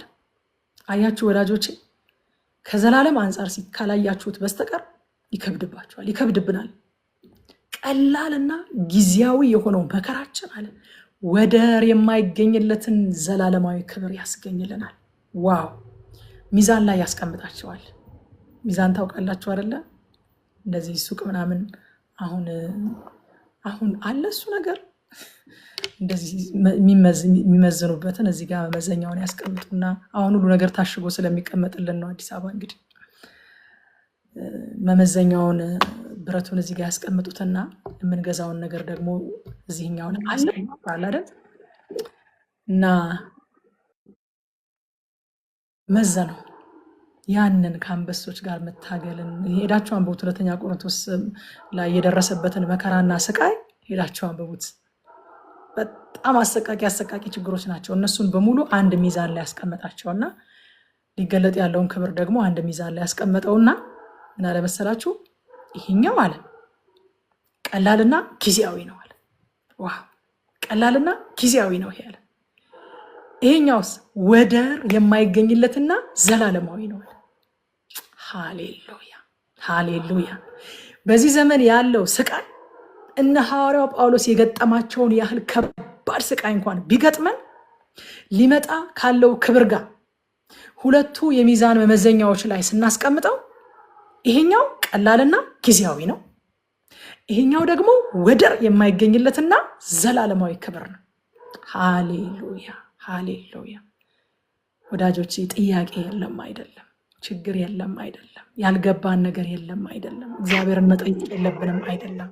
ግን እንጠይቃለን። ስንጠይቅ እንደ አማኝ እንጠይቃለን። ስንጠይቅ በአክብሮት ለእግዚአብሔር ባህሪ፣ ለጽድቁ፣ ለቅድስናው እውቅና በመስጠት እንጠይቃለን። ግን ደግሞ አልቲሜትሊ ሁሉ ነገር እዚህ ላይ መለስልን ይችላል። የሁሉን ነገር መልስ የምናገኘው ደግሞ ሊገለጥ ያለው ክብር ሲገለጥ ነው። ሃሌሉያ! ከቁጥር 5 እስከ 6 የእግዚአብሔርን መልስ እናገኛለን። እንደዚህ ያለው ከእግረኞች ጋር ወጠህ እነሱ ካደከሙ ከፈረሰኞች ጋር እንዴት መወዳደር ትችላለህ? እግዚአብሔር ብዙ ጊዜ ኤክስፕላኔሽን አይደለም የሚሰጠው፣ ሬቨሌሽን ነው የሚያመጣው። ትዝ ይላችኋል ኢዮብን ስናጠና አይደለም? ኤክስፕላኔሽን አልሰጠውም። እንደው መጥቶ በነገረኝ አንድ ቀን ባገኘሁትና እንደው በጠየቅኩትና በመለሰልኝ ብሎ ኢዮብ እንደዛ ሲፎክር ከርሞ እግዚአብሔር መጣና ኤክስፕላኔሽን አልሰጠውም። ሌላ ሬቨሌሽን ነው የሰጠው። ራሱን ነው ሪቪል ያደረገለት እና እዚህ ቦታ ላይም ለኤርሚያስ ሌላ ሬቨሌሽን ነው የሚሰጠው እግዚአብሔር። ኤክስፕላኔሽን አልሰጠውም። ይኸው ክፉዎች እኮ የሚከናወኑት ምናምን ብሎ አላብራራለትም። አይገርማችሁም? አበራለት። አያብራራም፣ ያበራል እግዚአብሔር። ከእግረኞች ጋር ወጣ እነሱ ካደከሙ ከፈረሰኞች ጋር እንዴት መወዳደር ትችላለህ? ምን እያለው ነው? የበለጠ መበርታት ነው ያለብህ። ምክንያቱም ክፋቱ እየጨመረ ነው የሚመጣው፣ እየጨመረ ነው የሚሄደው ክፋት። ማብራሪያ አይደለም አንተ መፈለግ ያለብህ። አሁን ማብራሪያ አይደለም የሚያስፈልግ፣ መበርታት ነው የሚያስፈልግ። አሁን ዋጋ እያስከፈሉህ ያሉት፣ እያሳደዱህ ያሉት፣ እያስጨነቁህ ያሉት፣ ሴራ እያሴሩብህ ያሉት የሀገርህ ልጆች እነሱ እግረኛ በላቸው። የሚመጣ ሌላ ፈረሰኛ አለ ባቢሎን የሚባል፣ እሱን እንዴት ልትቋቋመው ነው? እግረኞቹ እንደዚህ ካደከሙህ ፈረሰኞቹ እንዴት ልትቋቋማቸው ነው? እውነት ነው። አበራለት ሌላ ነገር አላብራራለትም፣ ግን አበራለት። ዕብራውያን ምዕራፍ 12 ቁጥር 3 እንደዚህ ይላል፣ እንግዲህ ዝላችሁ ተስፋ እንዳትቆርጡ ከኃጢአተኞች የደረሰበትን እንዲህ ያለውን ተቃውሞ የታገሰውን እርሱን አስቡ። ወይ ጉድ! መፍትሄ ይሰጠናል ብለን ስናስብ የሚያዝል ነገር አለ፣ የሚያደክም ነገር አለ፣ ተስፋ የሚያስቆርጥ ነገር አለ። መፍትሄ ማምለጫ ይሰጠናል ብለን ስናስብ የትኩረት አቅጣጫችሁን ቀይሩ ይለናል። የትኩረት አቅጣጫችሁን ቀይሩ። ምን እናደርግ? ከኃጢአተኞች የደረሰበትን እንዲህ ያለውን ተቃውሞ የታገሰውን እሱን አስቡ። የምታስቡትን ቀይሩ። ሁኔታው አልተቀየረም፣ ግን እናንተ የምታስቡትን ቀይሩ። የትኩረት አቅጣጫችሁን ቀይሩ። አንዳንድ ጊዜ እግዚአብሔር እንደዚህ ነው፣ በቃ ለጥያቄያችን ማብራሪያ ሳይሆን የሚሰጠን የትኩረት አቅጣጫ ለውጥ እንድናደርግ ይነግረናል። አይናችሁን ከሱ ላይ አንሱ። ተስፋ ከሚያስቆርጠው ነገር ላይ፣ ከሚያደክመው ነገር ላይ አንሱና ከኃጢአተኞች የደረሰበትን እንዲህ ያለውን ተቃውሞ የታገሰውን እርሱን አስቡ፣ ኢየሱስን አስቡ ይለናል። ወገኖቼ ክርስትና ከመከራና ከፈተና የምናመልጥበት በር ቢሆን አይውሽ ዊሽ ሁላችንም አይደለም ደስ ይለን ነበረ። ግን ከመከራና ከፈተና የምናመልጥበት ሳይሆን በመከራና በፈተና ውስጥ በእግዚአብሔር ጸጋ ጸንተን የምንኖረው ህይወት ነው። ጸንተን የምንኖረው ከዛ ከቁጥር 7 እስከ 13 እግዚአብሔር ርስቴን እጥላለሁ ይላል። ቁጥር 7 ላይ ቤቴን እተዋለሁ፣ ርስቴን እጥላለሁ፣ የምወዳትን እርሷን አሳልፌ በጠላቶቿ እጅ እሰጣታለሁ። እዚህ ቴክስት ውስጥ በእውነት የሆነ በቴክስት ውስጥ እንደ ሳንዱች የተደበቀ ፍቅር አይታያችሁ? እጥላለሁ አለ፣ እተዋለሁኝ አለ፣ አሳልፌ እሰጣለሁኝ፣ በጠላቶቿ እጅ እሰጣታለሁ አለ። ግን በውስጡ ደግሞ የተሸሸገ ጥልቅ የሆነ ፍቅር አለ። የምወዳትን እሷን ይላል። የምወዳትን እሷን አሳልፌ በጠላቶቿ እጅ እሰጣታለሁ። የምወዳትን እርሷን በሚለው ቃል ውስጥ ሐዘኔታ ይታያል፣ ህመም፣ ፔን ይታያል። መስጠት እየፈለገ አይደለም የሚሰጠው። ሌት ጎ ማድረግ እየፈለገ አይደለም። የምወዳትን እኮ ነው አሳልፌ የምሰጣት። ጠልቻት አይደለም፣ ስለማልወዳት አይደለም። የምወዳትን ነው አሳልፌ የምሰጣት። ደስ እያለው አይደለም እግዚአብሔር የሚጠላቸው። እዛ ቁጥር 10 ላይ ብዙ እረኞች የወይን ቦታዬን ያጠፋሉ፣ ይዞታዬንም ይረግጣሉ፣ ደስ የምሰኝበትንም ማሳ ጭር ያለ በረሃ ያደርጉታል። እግዚአብሔር እየፈረደባቸው እንኳን ደስ የሚሰኝባቸው የሚወዳቸው የራሱ ሕዝብ እንደሆኑ ግን ያስባል። ዘዳግም 22:18 ላይ ሙሴ እንደዚህ ብሏቸዋል። የወለደህን አምላክህን ተውክ፣ ያሳደገህን እግዚአብሔርን ረሳ። አያችሁ፣ እግዚአብሔር የወላጅ ልብ ነው ያለው፣ ያሳዳጊ ልብ ነው ያለው እና ሲቀጣ እኛን በመቅጣቱ ደስ እያለው አይደለም። ልጁን ገርፎ ልጁን በመግረፉ ደስ እያለው የሚያደርግ ሰው አለ ከእናንተ መካከል? እኩል እያመመኝ ነው፣ ልጄን ስገርፍ እኩል ነው የሚያመኝ። እንደገና አቆጣዋለሁ። እንድገርፍህ አደረከኝ ብዬ ደግሞ እንደገና አቆጣለሁኝ። ምክንያቱም አይዊሽ ባልገርፈው ባልመታው ደስ ይለኝ ነበረ፣ ልጆች እያሉ ማለት ነው። አሁን እንኳን ከዛም አልፈዋል ልጆቹ። ባይሆን እኮ ደስ ይለናል፣ ባንመታቸው ባንገርፋቸው እኮ ደስ ይለናል። እያመመን ነው ከነሱ እኩል። በቃ ድሮ ወላጆቻችን እንደውም ከገረፉን በኋላ ሰንበሩን ደግሞ ቁጭ ብለው በሙቅ ውሃ በቫዝሊን ምናምን ያሹልናል። ለምን? በደስታ እኮ አይደለም የሚገርፉ፣ በቃ መሆን ስላለበት መቀጣት መታረም ስላለብን ነው እንጂ ደስ እያላቸው አይደለም። ስለጠሉን አይደለም፣ ስለማይወዱን አይደለም። እግዚአብሔር ሕዝቡን የሚቀጣ ስለማይወዳቸው አይደለም፣ አሳልፎ የሚሰጣቸው ስለሚጠላቸው አይደለም። እየወደዳቸው ነው፣ እያመመው ነው የሚሰጣቸው። ፔን አለ እዚህ ውስጥ የምናየው። የምወዳትን እርሷን ደስ የምሰኝባትን ማሳይን ለጠላት አሳልፌ እሰጣለሁ። አሳልፌ እሰጣለሁ። ሂዊ አለቅሳለሁኝ አለች። እውነቷን ነው። በእውነት እንባቸው አይመጣም ልጆቻችሁን ከገረፋችኋቸው በኋላ? የእውነት እውነቷን ነው። እኔም ባይ ነው የሚመጣው። በቃ እንደገና እናደዳለሁኝ። ደግሞ እንድገርፍህ ለምን አደረግከኝ እላለሁኝ። ደግሞ ለምን አልፈልግማ፣ አልፈልግም። እግዚአብሔርም አይፈልግም እኮ እንዲያመን እኮ አይፈልግም። እንድንጨነቅ እኮ አይፈልግም። ሲቀጣን እኮ በደስታ አይደለም የሚቀጣን። ከ10 እስከ 13 ላይ የወይን ቦታዬን ባጠፉት እረኞች ላይ እፈርዳለሁ ይላል እግዚአብሔር። ይላል እፈርዳለሁ። የወይን ቦታዬን አጥፍተውብኛል እረኞች። አይገርምም? እረኞች ናቸው ያጠፉብኝ። ፕሮቴክት ሊያደርጉት ሲገባ አጥፍተውብኛል። ስለዚህ እፈርድባቸዋለሁ ይላል እግዚአብሔር። ሕዝቅኤል ላይም ስለ እረኞች እግዚአብሔር ሕዝቅኤል 34 ላይ ከቁጥር 1 ጀምራችሁ አንብቡት። በጣም በጣም በጣም የሚገርም ክፍል ነው።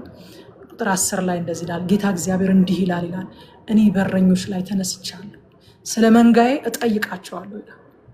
አያችሁ ወዳጆቼ፣ እግዚአብሔር ኢንዲቪጁዋሊ በጎችን ብቻ ሳይሆን እረኞችንም ደግሞ የሚጠይቅ አምላክ ነው። እጠይቃቸዋለሁ። ከእንግዲህ እረኞች ራሳቸውን መመገብ እንዳይችሉ መንጋዬን እንዳያሰማሩ አደርጋለሁ። መንጋዬን ከአፋቸው አስጥላለሁ፣ ከእንግዲህ ምግብ አይሆናቸውም ይላል።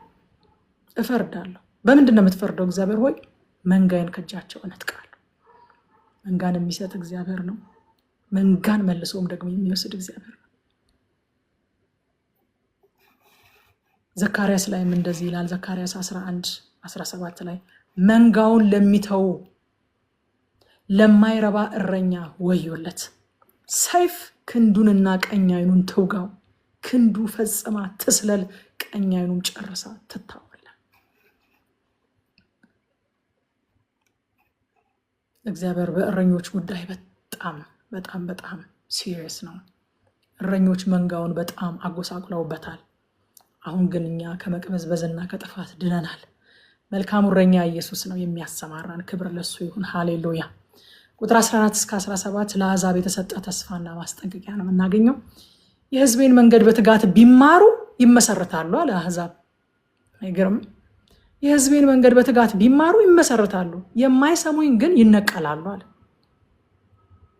እግዚአብሔር። ለካ አሕዛብን በአዲስ ኪዳን ደርሶ በአዲስ ኪዳን ብቻ አይደለም ያሰባቸው። ብሉይ ኪዳንን ስናጠና በሚገርም ሁኔታ የእግዚአብሔር ዓላማ የቤዝወቱ እቅድ አሕዛብንም ያካተተ እንደሆነ እየተመለከትን የመጣ ነው እና እዚህም ቦታ ላይ የምናየው ለአሕዛብ እግዚአብሔር ተስፋ ሲሰጥ ነው። የሕዝቤን መንገድ ሃሌሉያ፣ መንገዱን በትጋት ቢማሩ ይመሰረታሉ፣ የማይሰሙኝ ግን ይነቀላሉ አለ። ኤፌሶን 2:13 ላይ ሐዋርያው ጳውሎስ እንደዚህ አለ፣ አሁን ግን እናንተ አለን እኛን በፊት ርቃችሁ የነበራችሁ በክርስቶስ ኢየሱስ ሆናችሁ በክርስቶስ ደም ቀርባችኋል።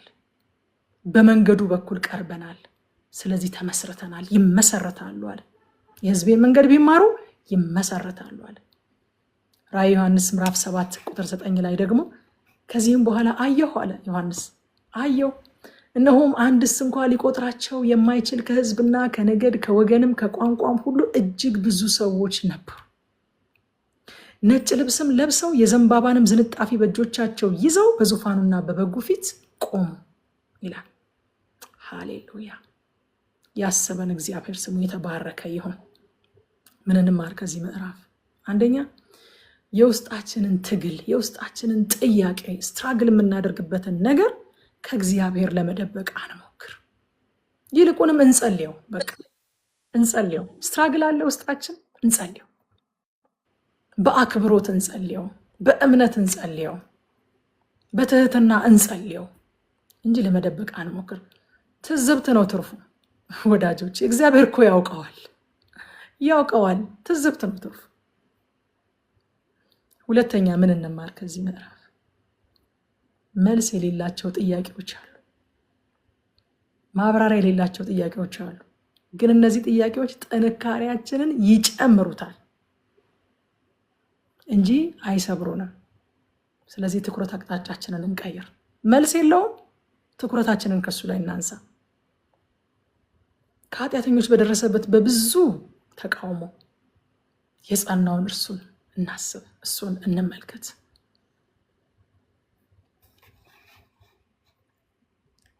ወገኖቼ ዛሬ የገጠመን እግረኛ ነገ ለሚገጥመን ፈረሰኛ ብቁ ተጋጣሚ አድርጎ ያዘጋጀናል። በቃ የነገውን ፈረሰኛ የምንቋቋመው ዛሬ ከእግረኛው ጋር በአግባቡ ከታገልን።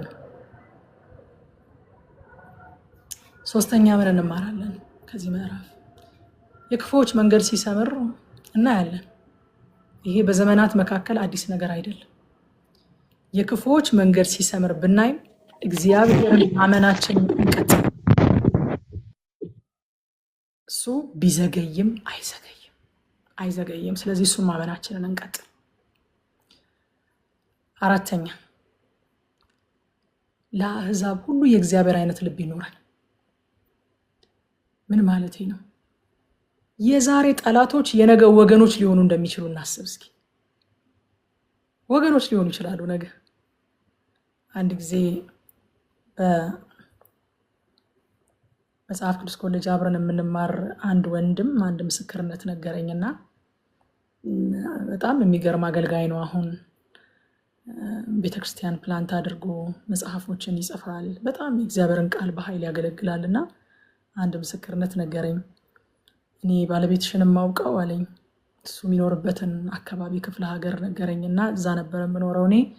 እዛ በአርት ሚኒስትሪ ድራማ ይዘው መጥተው ወንጌል ይመሰክሩ ነበር አለ እና እኔ በነበርኩበት ቤተ እምነት በጣም አገልጋይ ነበርኩኝ እዛ ቤተ እምነት ውስጥ አለና ትልቅ የህዝብ ምንድነው ሞብ በቃ አስነስቼ አለ የሆነ በመቶዎች የሚቆጠር ህዝብ ሰብስቤ ድንጋይ ዱላ ምናምን ያልያዝነው ነገር የለም፣ በእጃችን ማግኘት የምንችለውን ነገር ሁሉ ይዘን ልንወግራቸው መጥተን በአካባቢው ያሉ ፖሊሶችና ህግ አስከባሪ አካላት እንደምንም ብለው አስመልጠው ይዘዋቸው ወጥተዋል።